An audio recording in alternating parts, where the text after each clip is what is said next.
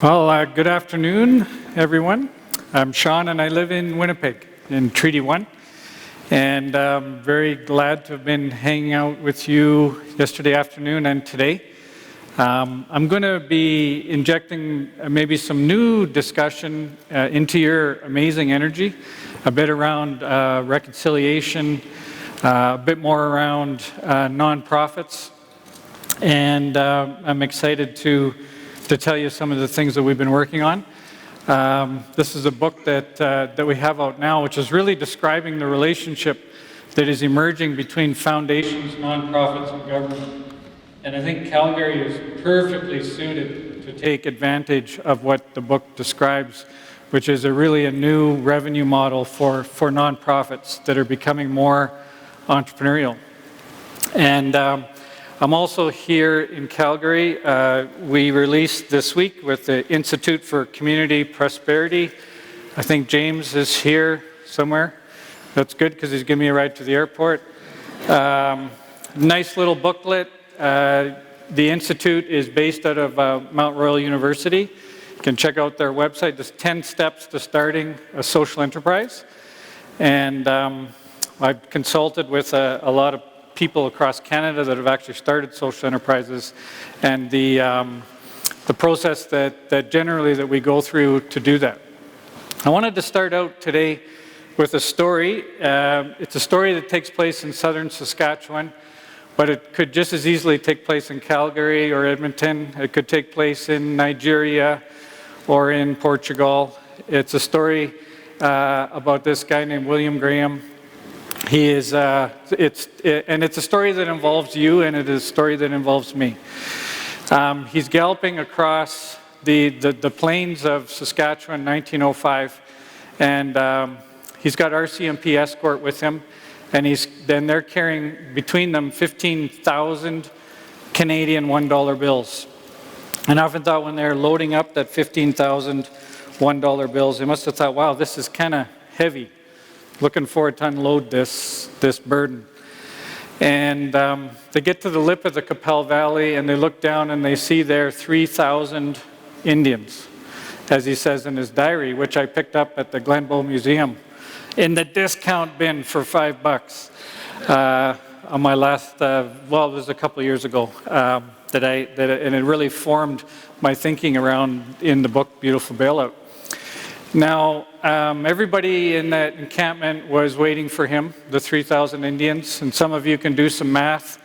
$15,000, 3,000 Indians, $5 each. It is treaty days.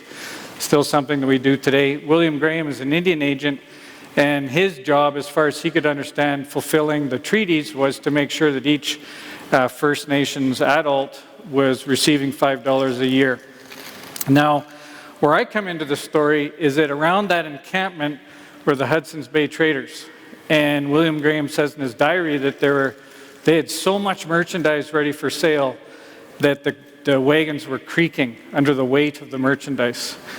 And so the reason why I say I come into the story is because I grew up in northwestern Ontario in Treaty 3, and the biggest block of customers at my family's grocery store from 1931 till today is people from the Rainy River First Nation. And so I quickly have to come to the conclusion that privilege and poverty are connected. You cannot actually have one without the other. They go together. My economic ease of my family growing up is directly related to the demise of the food economy of the Ojibwe in northwestern Ontario. Now, what's about to happen is pretty predictable, is that the money is going to slide off brown hands and into the pockets of the Hudson's Bay traders.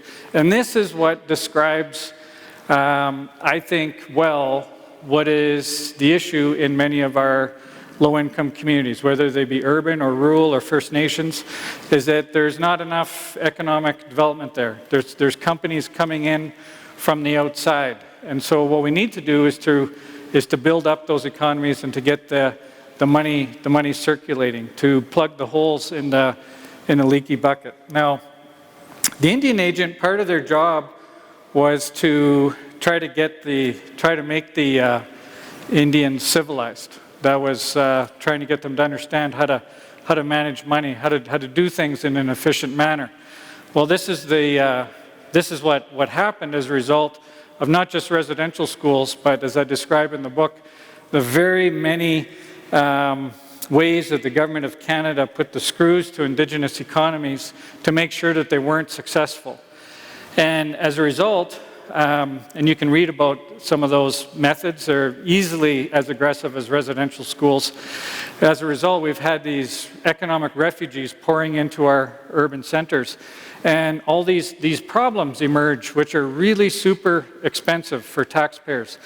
So the Auditor General in Manitoba wrote a letter to our NDP government saying, if you guys keep locking up these Indigenous people at the rate that you're doing, you're going to need another $1.5 billion of taxpayer money just to keep pace with Indigenous people 6 times overrepresented in the incarceration system. $1.5 billion didn't change a thing as to what the government was on about, and I'm sure it's the same thing here in Alberta and elsewhere.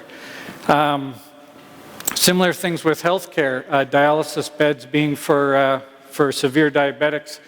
Get this stat, 75% of our healthcare spending is now on diseases where diet is the main risk factor. Garden Hill First Nation, where I've spent some time, the provincial government was quite on the ball. They put a dialysis station in the First Nation because there's so many people that need dialysis treatment. $1 million a bed to build it and $100,000 a year to provide treatment, and 38 people on the wait list for dialysis. And this is in a community where diabetes was completely unknown in the early 1970s. There were people coming, researchers from all over the world, to try to figure out why the Ojibwe were not getting diabetes. Similarly, child welfare. In Manitoba, we have 10,000 Indigenous kids in care, also 6 times overrepresented in the child welfare system. And the cost per kid in care is $80,000 a year. The costs aren't any different in Alberta. I don't know exactly what your numbers are, but it's horrific. Probably not to the same extent in terms of numbers. Our Indigenous population is much higher in Manitoba, at least on a per capita basis, but you get the idea. You can go through any social problem. Governments are struggling right now with how to pay. Now, one of the reasons why I was looking forward to coming is because in Calgary, you guys have a bit of a reputation. Reputation around a couple things. First of all, you're very entrepreneurial, or so I've heard. And second of all, you got this thing about government. You know, government should just stay away. Social enterprises should do things that don't involve government. And I'm going to tell you that you're kind of right, and you're kind of in a great position to kind of tweak what it is you're on about. Like, what an amazing group here, and all the energy that's being put into ethical capitalism, I guess you could say, and to social enterprises, social entrepreneurs. But we can take some of that thinking and move it into the nonprofit sector to really accomplish some cost savings for government. And that's kind of what I wanted to talk to you about this morning. Now, I actually did talk to, on my last visit in Edmonton, some of Jason Kenney's policy people, and I told them, you've got a choice to make. You can be mean assholes and drive up the size of government by cutting funding to nonprofits, or you can work with the nonprofit sector in a very new way, an outcomes-oriented way, and drive down the size of government. And apparently the message didn't get all the way through. But I'm counting on you guys to kind of bring it home, because conservatives, fiscal conservatives, love what it is we're talking about. Social Democrats love what it is we're talking about. Everyone loves it. My book is endorsed by the Winnipeg Chamber of Commerce, by the Canadian police chiefs. In fact, your new police chief in Edmonton, if I know some of you are from Edmonton, is fantastic. He understands the difference between government being efficient and government being effective. Those are two completely different things. Efficient is how do we provide dialysis treatment in a cost-effective manner? Effective is, how do we keep people out of the dialysis bed in the first place? And so this is the book that sold 8,500 copies now. A friend of mine from high school said, I didn't know you could read a book, let alone write one. And I was kind of surprised myself. But it's just describing the power of social enterprises and how we can mobilize. But really deep social benefits that we can offer. Social enterprises are kind of one of the problem solvers. This is how we see things in Manitoba. In Calgary, I know you have very different language around these things, but I just kind of want to give you a bit of a different perspective. We see three sort of groups of problem solvers. Social entrepreneurs.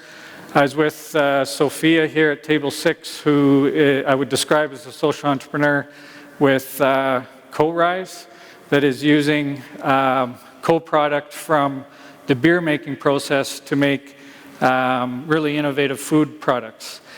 She would be an example of a social entrepreneur. Elon Musk would be an example of a social entrepreneur trying to change landscapes, entire industries. The small farms and local food movement, you get lots of examples in Calgary and around. Social enterprises are sort of non-profit versions of those. That's how we think of it in Manitoba. We love all three, but I do see social enterprises as being more socially purposed than social entrepreneurs, and they're businesses that are owned by the community. So whatever it is you're working on, you might fit into one of these three categories. There's thumbs up on all three. This is a woman whom I call my mother-in-law, Patricia Ningwant. She's a social entrepreneur. She recognized there was a lack of Indigenous language material in the marketplace, so she started her own business, Mazanate Press. She sells pocket Cree, big markets in Alberta for the books. I've sold 8,500 books, Army of Problem Solvers. She sold 36,000 pocket Ojibwe books. I'm never going to catch up. But it's a for-profit business, and it's very exciting. We need to have a discussion about corporate agriculture. The way we're growing food is actually causing a lot of taxpayer issues. That 75% of our healthcare expenditures, where diet is the main risk factor. Generally, the local food movement doesn't sell processed food. They don't sell food with salt and sugar injected into it. And maybe that's making some of you feel uncomfortable. That's just how we see it. And in Manitoba, we got flooding issues because the farmers are trying to get on the land really quickly in the spring. And so the water comes all at one time. Rural depopulation and so on. In an Army of Problem Solvers, I make a pretty spirited case where economists are kind of confused about this thing called economies of scale, where actually the small farmers doing many things, their output per acre actually exceeds the output per acre with industrial agriculture. It's kind of a big myth that we need industrial agriculture in order to eat. And so you can read about that and how confused economists are, because it's one of the only exceptions to this idea of economies of scale. Now, social enterprises, we see, I wouldn't get too hung up on the nonprofit, for-profit thing. The idea I'm trying to say here is that there's more than tweaking with a social enterprise. It's really socially purposed, and but at the same time, we're using market tools. So I would put Fresh Roots in this category. Rob is here today. They're a nonprofit that is really doing socially purposed work using market tools instead of funding. Now, I want to tell you a bit of a story about funding. This is a staff photo of a social enterprise I started in 2006 with some others called Build, B-U-I-L-D. And 2006, natural gas prices had spiked. We were sending a lot of money to Alberta. And that was supposed to be a joke. low-income families were struggling with their heating bills. And so we started this nonprofit. It's 100% government funded, because with nonprofits, it's funding and nonprofits. The two things kind of go together. We're the only group in society that uses funding. If you're businesses, they wouldn't do funding. Funding, when you're dealing with government and you're a nonprofit, you got to agree upon the budget ahead of time. You got to show all your receipts to make sure there's no money left over afterwards. It's kind of output-based as opposed to outcome-based. You could be saving government enormous amounts of money. Doesn't mean you're going to get more funding. Funding is a very colonial tool. Some would say it's a very sexist tool. James was telling me that in the beginning, nonprofits were dominated by women. Things like the temperance movement or your church ladies group that would be providing bazaars and so on. And so you're handing over money, it comes conditionally. So that's the space we were in. We were insulating low-income housing, and we were hiring people with barriers to employment, which I now realize to be Canada's defining issue. Connecting the people who most need the work with the work that most needs to be done. And I think if you thought about it for a bit, you'd say, you know what, that's Alberta's issue as well. Now, we were doing great. We were hiring people because they had criminal records, because they had no work experience, because they had no grade 12, because they had no driver's licenses. And I was kind of shocked. My Western trained mind is that people just poured in looking for work. And I'm talking hundreds of people wanting to work. And I have to admit now that I was wrong. My assumptions about people being unemployed or on the street or homeless, not wanting to work, there's actually no truth to that. And I was very surprised by it. So we're making the case to government, we want more funding because we can keep more people out of jail, we can get more people off social assistance, we can reduce social assistance utility bills, all of these amazing benefits, and get kids out of care as people were beginning to move in a good way and reconnecting with their kids. And government was like, we don't have any more funding, that's it. And so we were, a coworker and I were driving by this public housing complex trying to deal with this glut of people looking for work. And this belongs to the government of Manitoba Housing. You've got nonprofit and public housing providers here in Alberta as well. And Manitoba Housing had hired a contractor to do some work on the public housing complex. And I asked my coworker, who was a trades background, why is it that Manitoba Housing is hiring that contractor and not us, not Build? And it was kind of a weird question, so he took a minute to respond. He said, I think it's because we're a government-funded nonprofit and they are a contractor. So it kind of came back to me, and it was kind of quiet in the car. And so I asked him, Lucas, with a trades background, the obvious question. Well, what do we have to do to be a trades contractor? And he thought about it for a minute, and he says, I don't know. I guess we just tell Manitoba Housing that we're a contractor now. And so now we do $6 million a year of business with Manitoba Housing. And that's increasing. We're having troubles keeping up because government is understanding we can outcompete the private sector. We can do the work same time, same quality, same price, but we're hiring their tenants. And the head of the Chamber of Commerce in Saskatoon sees this as a disruptive business model. And she asks me, well, what about the local contractors that aren't going to be able to get these contracts? And I said, well, Build Saskatoon, we're going in Saskatoon now, they're local contractor, they're a member of the Chamber of Commerce. And she says, oh, yeah, so if the private sector wanted to compete on this work, they'd have to do business like you do. Exactly. That's the point. This is part of the disruption that's taking place. And so you could see without more funding, we're able to begin to grow as we turn in government what I see now from a funder into a customer. Now, people say, oh, government, just get out of the way. No.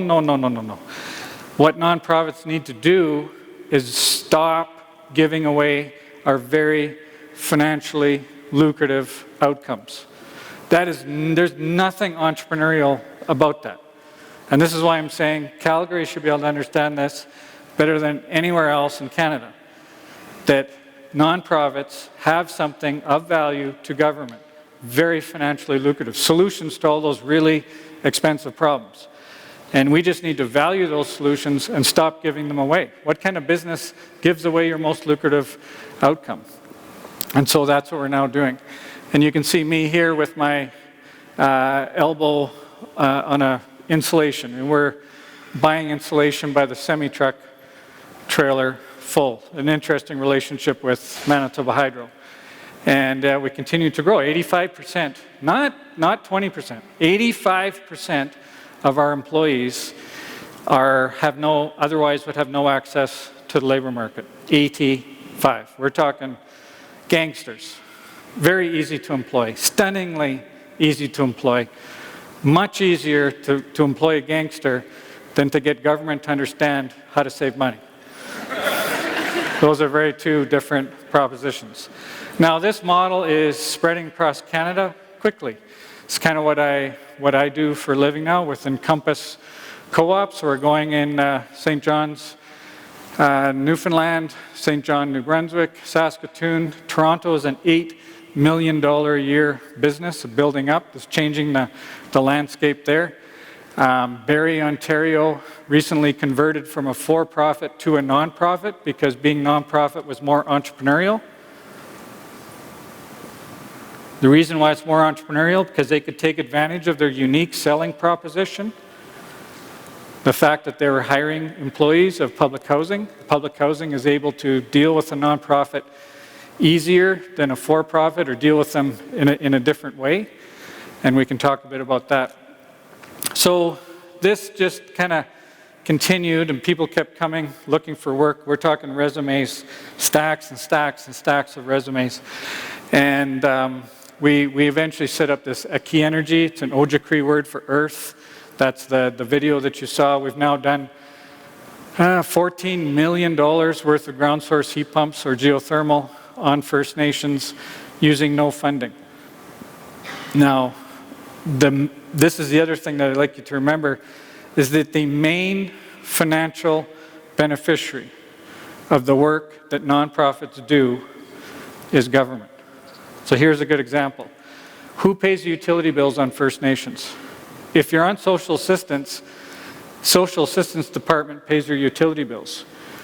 Government in Ottawa reimburses the social assistance department for utility bills. So if you're reducing utility bills, the beneficiary is Ottawa. So you got to get Ottawa to pay. So this idea of just leaving government out of the equation doesn't work. You're left with this ridiculous proposition of giving away your outcomes. And so we figured out how to do it with an on-bill pay-as-you-save program, which Rachel Notley had brought in. I understand the City of Edmonton is going to go ahead with an on-bill pay-as-you-save program. It's very powerful. We were working with Manitoba Hydro in Manitoba, are fantastic partners. And we got an email from the federal government saying, you can't do that. Okay, why would that be? Well, if you're going to do business on First Nations, you do it our way, which is apply for funding. Funding is the tool that governments use to maintain control over nonprofits. That is how come the solutions are the exception to the rule. So we gotta change that.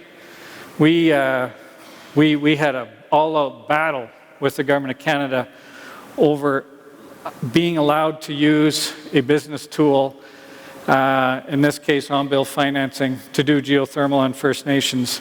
And they just absolutely refused. The Indian agents just said, there's just no way. You don't understand how it works. And so we do understand how it works, and we're going to change it.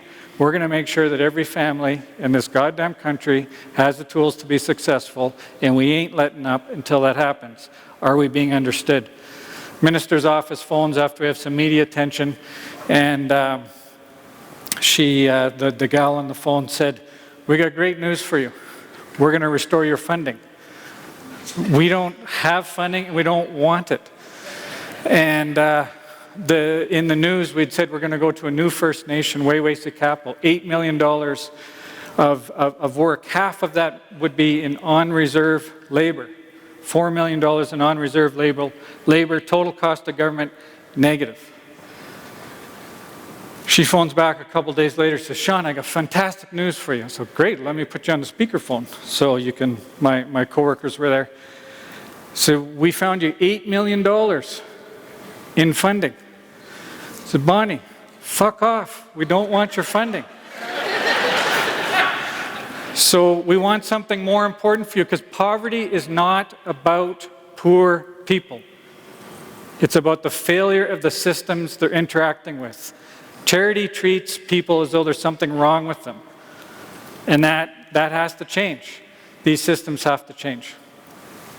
My coworkers from the Garden Hill First Nation, 700 kilometers northeast of Winnipeg, and we went there thinking we were going to be doing geothermal, and what we saw there was this diabetes disaster. I don't know how else to describe it.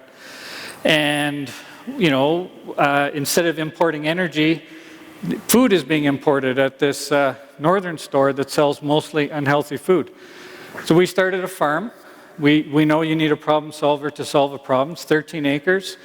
The place is called Garden Hill First Nations. You wouldn't believe how many people were surprised that you could garden in Garden Hill. So the kids are kind of leading the charge. They plant seedlings, and they each have their own plot at the farm. It's a lot of fun. And we also do a lot of chickens, and about 1,000 chickens at a time. Now, I was telling you about the geothermal stuff that the feds had stopped. Your taxpayer money, there's about $1 million of it a year going to a retailer in Garden Hill First Nation that sells mostly unhealthy food, the northern store. $1 million a year to a problem maker. Most of it goes to that store. Now, the chickens that we raise in Garden Hill First Nation are ineligible for that incentive because they're local. Poverty is not about poor people. It is about a failure of the systems that they're interacting with. And we got to change the systems. So we can get the incentive on imported food. So we're selling healthy food boxes, kind of a similar model in a way to Fresh Roots, doing so creatively. We sell about $20,000 a month, and I'm going to get back to the entrepreneurial process, because now we're preparing 6 First Nations to sell to government a reduction in diabetes. And that is the move forward that we need to do. We're going to stop giving away our outcomes. Now, we have systems that were created to bring diesel fuel into remote communities.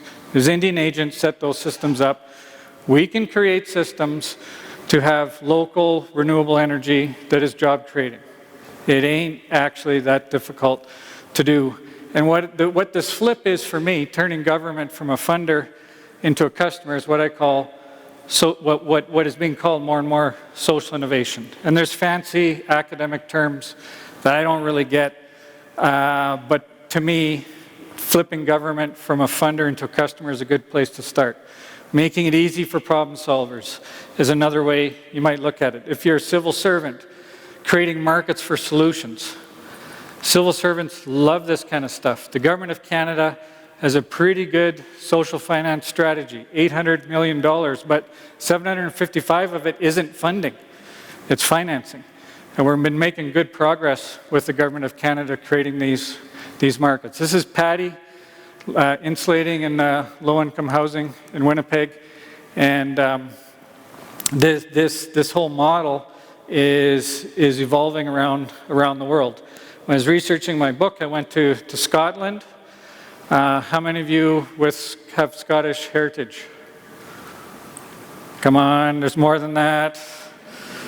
No, I have 5 of my 8 great-grandparents are from Scotland. You know, we're the ones that invented residential schools. We invented bagpipes, that melodic instrument, and haggis You know, have you ever heard anyone say, let's go eat Scottish tonight? Even once? Well, this picture's in Scotland. This was my new buddy, Niall.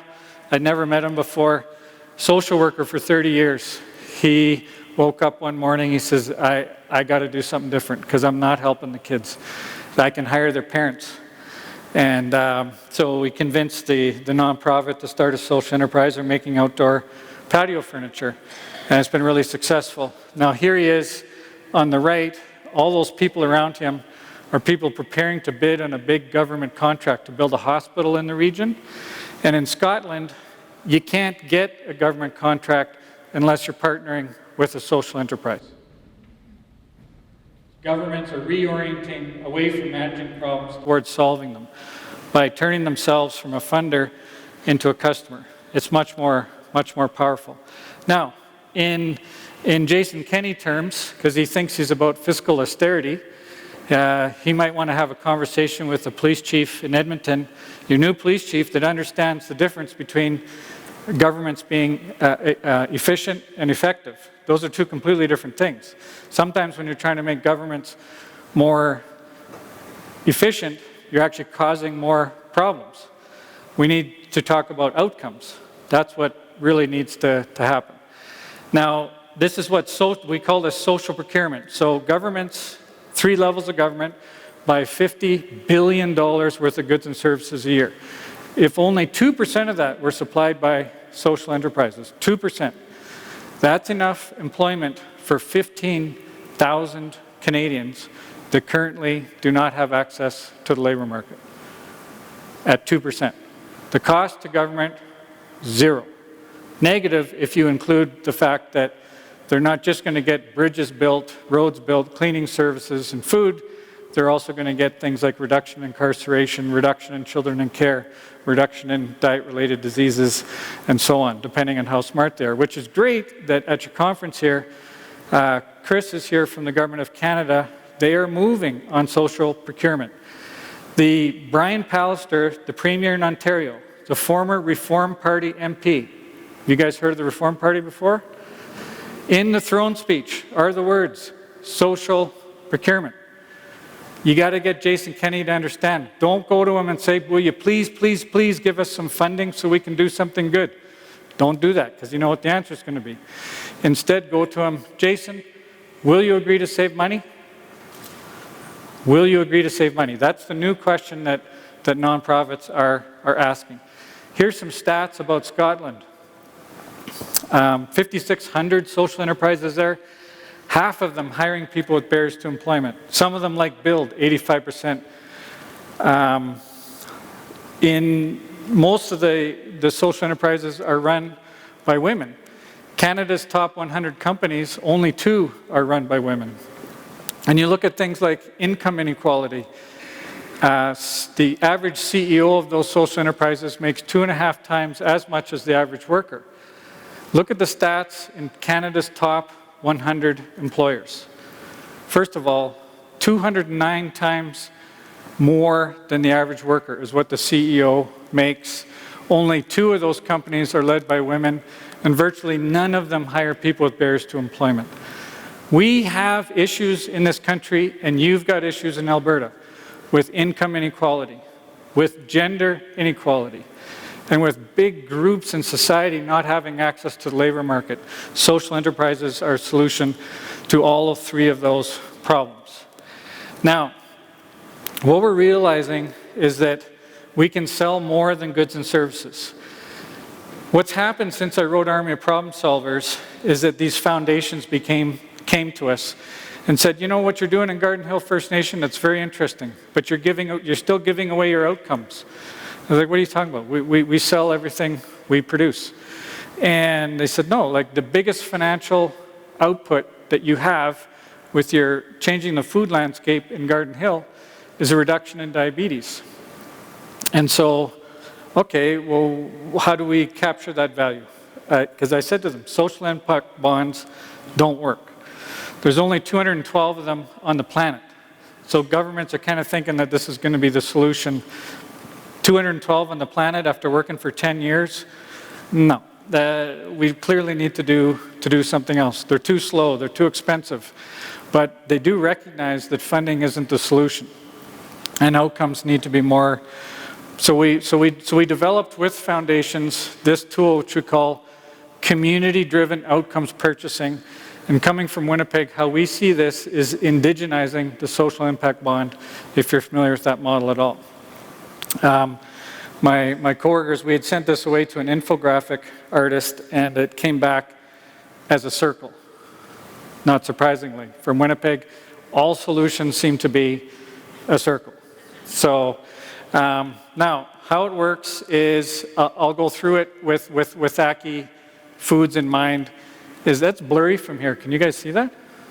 Not very well. Page 71 in the book, if you're interested in looking at it some more. But at 9 o'clock, you've got impact investors. So the money doesn't come from government, it comes from impact investors. Let me give you a couple stats here.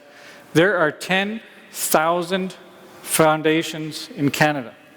Calgary Foundation is one of 10,000 foundations. Big, but I understand it has $1 billion with a B. And 10,000 foundations, collectively they have $73 billion. You know how much of that is available to problem solvers? 4%. If you're a nonprofit, if you're Indigenous, if you're a refugee, you got access to 4% of that through funding. The other 96% is in the private sector. So what the foundations are saying to us is that you guys are in the wrong lineup. Get out of the funding, the colonial, the sexist way of doing business, and come on over to where it's outcomes oriented and sell those outcomes. So many foundations are moving us in that direction. Community initiatives, the community has to drive the bus. We are the ones with the solutions. One of the problems with social impact bonds is that it's investors and government that's calling the shots. Community is supposed to follow. In this way, the community is in charge. In fact, you can see in the middle, community. Outcomes purchasers, you can think of as government. Now, what's great about the Aki Foods model is what we're working on is selling to Indigenous Services Canada, to Public Health Agency of Canada, and to provincial governments. And they each love it because they see it as a way of getting other departments involved. And that's one of the problems with funding, is that it's usually like one department that's funding, so it's kind of all the costs built up in one way, and the benefits are distributed in many different ways. So this we can also have federal government paying some, provincial government paying some. With the Aki Energy deal, we actually have Manitoba Hydro came on board as our first outcomes purchaser on the energy side. Now, here's where it gets interesting, is the outcomes purchasers, the money makes its way back to the impact investors. And this is one of the key differences with a social impact bond, is it just goes through their accounts, and they said that was fun, and they give it back into the community again so we can do more, we can go deeper. With Aki Foods, we have 8 different interventions. On the bottom here, we're trying to capture how different this is from funding. It just goes in, there's a big hole being dug, and we're losing ground on all the major metrics and all the things that happen. So you can read a bit more about that in the beautiful bailout. I do have some copies for sale here today. You can also order them on our website. This is to get a bit of a taste of this new model, which is super powerful in the way we're turning government from a funder into a customer. Now, the other thing I wanted to say, which I've heard a lot about today, is disruption. Now, disruptive technologies work in interesting ways, and I've read a bit about it to the point where I realized that what makes disruptive technologies, they just happen, the growth is at some phenomenal levels, is a convergence of a whole bunch of things at one time. So with the iPhone, you've got flat screen, iCloud storage, digital photography, better your battery service, all of these things kind of converging all at once, much more than that, but you get the idea. And that's what causes not a 3% growth rate, but 20, 30, 40% growth rates. I think the same thing's happening with social innovation. You've got a disruptive business model, not unlike Airbnb or Uber. We do things differently. We do them better. Secondly, we've got governments are exhausted. They can't keep up. They're just managing problems. They just can't. The taxpayers are also exhausted. Third thing is we've got these foundations that have emerged and said, you know, we realize that our funding is solving some problems, but our investments are actually causing more problems than the funding is solving. And that as a foundation, we can do so much more by using our granting and our investments, both at the same time, and we can use it to change systems. We've got young people that want to do something with their lives. And we're asking the questions like, when we look back on our lives, what do we want it to have meant? I made a lot of money, or I lived a very rich life. And I think young people are buying into that. We have national discussion around reconciliation. All of these things are converging all at once. And I can tell you, having been in the business for 13 years of social enterprises, although I didn't know what a social enterprise was in the beginning, is that things are different now. I'm talking to people across Canada. People have been around in the sector a lot longer than I have. There's never been a time like this before. And governments are beginning to understand that there are entities, ventures out there that can save them money. And that's pretty exciting. Now I want to just end with one last story about William Graham. He writes in his diary that he observed a hunter. This is 1905 in southern Saskatchewan. And he's quite disturbed by what he saw. He said the hunter went out into the bush and he shot a moose. And my words, the idiot came back to the community and told everyone. 15 women went out, took the hide off of the moose, cut it in 15 equal pieces, and brought it back to the community to share. And William Graham says, how peculiar. He didn't recognize a different way of doing things. The way he was doing things was causing a taxpayer nightmare, let alone the human tragedy that is behind all of those numbers. We are in the position now, here in Calgary, today, November 2019, to say to governments, to nonprofits, to impact investors, how peculiar. How peculiar to have 10,000 Indigenous kids in care with virtually no supports for the parents. How peculiar to have 75% of our healthcare expenditures on diseases where diet is a main risk factor, with unabated controls on the food that we're eating, and very little supports for nonprofits and problem solvers that are trying to solve those problems. How peculiar in a First Nation that has massive unemployment rates, super high social assistance rates. You know, 85% of people on most First Nations are on social assistance, and the government is insisting that that energy come in from outside. They will refuse to create a system where local energy, job creating. We're in a position to be able to say, how peculiar. And get a load of this. I'm going to be in Barrie, Ontario on Friday. I'm pretty confident about this, which is why I'm telling you about it. The mayor tells me they got a cohort of 400 homeless people who are in regular contact with emergency services. This should sound very familiar to you because it sure is familiar in Winnipeg. The 5 emergency services, police, fire, ambulance, mental health services, and the emergency ward itself. Those 400 people are in contact with those 5 emergency services on average 43 times a year. You know the cost per call? $3,000. And we can't afford to do anything about homelessness? That's a load of bullshit.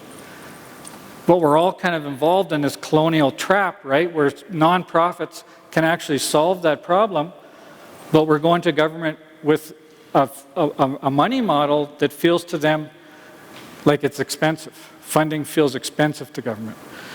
And so what we're doing in Barrie is we're training, and the mayor's helping us with this, we're training the supportive housing community to turn government from a funder into a customer, to sell to governments what it is that they want.